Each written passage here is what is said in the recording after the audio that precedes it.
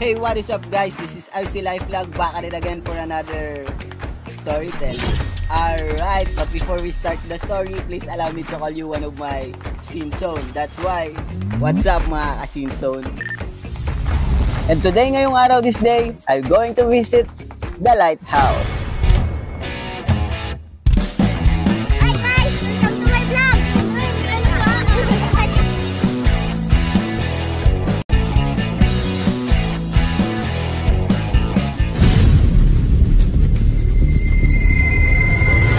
Dito sa bayan ng Balatan ay merong isang lugar na kinatatayuan ng Lighthouse o Parola at ito ay matatagpuan sa bundok na nasasakupan ng Barangay Duray.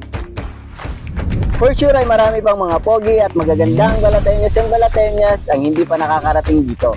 Kaya kung isa ka doon, tara, samahan nyo kami.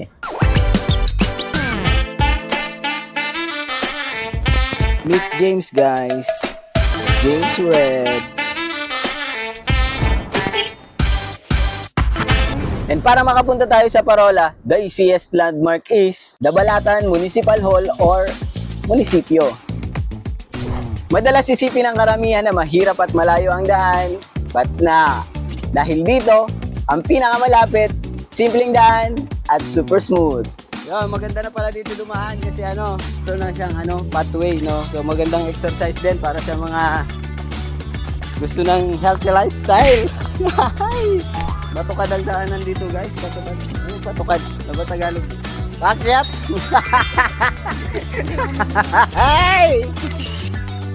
And when I make a videos, I always inspired to watch the edit like this.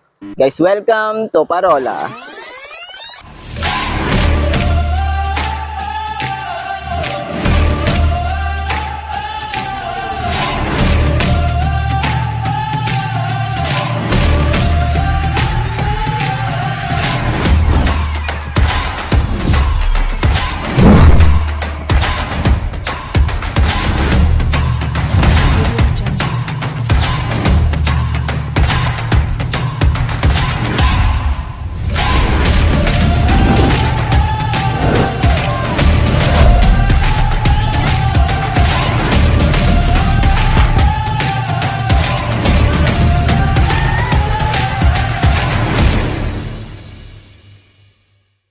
So yun guys, dito tayo sa loob ng Parola. Tatry natin umakyat, no? Kasi pwede naman pala. Dati hindi ito nabubuksan. Ito nakalakto, tapos may parang lang dyan. May nakalagay na high voltage. No? So try natin umakyat. Tara.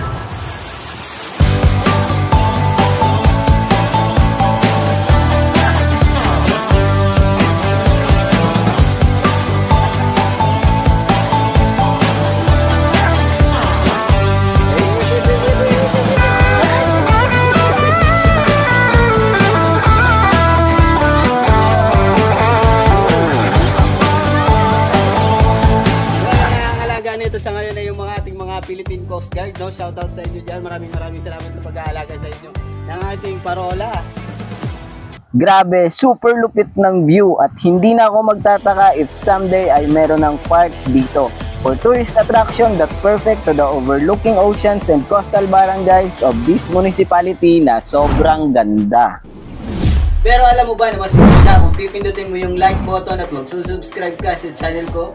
Well, basically ay 50% ng mga taong nanonood sa videos ko ay hindi nakasubscribe. Kaya as much as possible ay mag-follow and subscribe ka na. And now na alam mo na ang gagawin, Back to the video.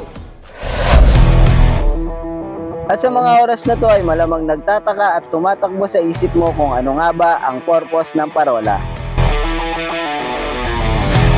Well, kadalasan sa mga lugar na malalapit sa dagat o baybayin ay hindi nawawala ang mga palatandaan o senyales na nagbibigay gabay sa anumang uri ng sasakyang pangdagat.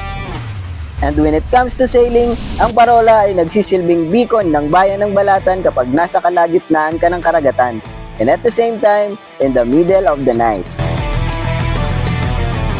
At ang tanging liwanag ng lente ng parola ay ginagampanan ang napaka-importanteng rule as a navigational guide ng mga mangingisda kapag ginabutan sila ng takip silim sa gitna ng karagatan. And even if a big ship was encountered the bad weather sa kanilang paglalayag, those lighthouse will serve as a guide to identify if there's an island towards them.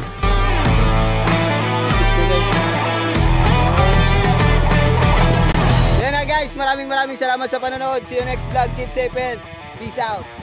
Kumusta ang biyahe? Napagal ka daw. Marina, pinagluto taka na Bicol Express.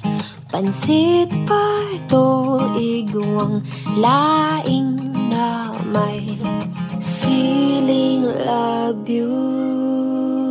Ay, labuyo.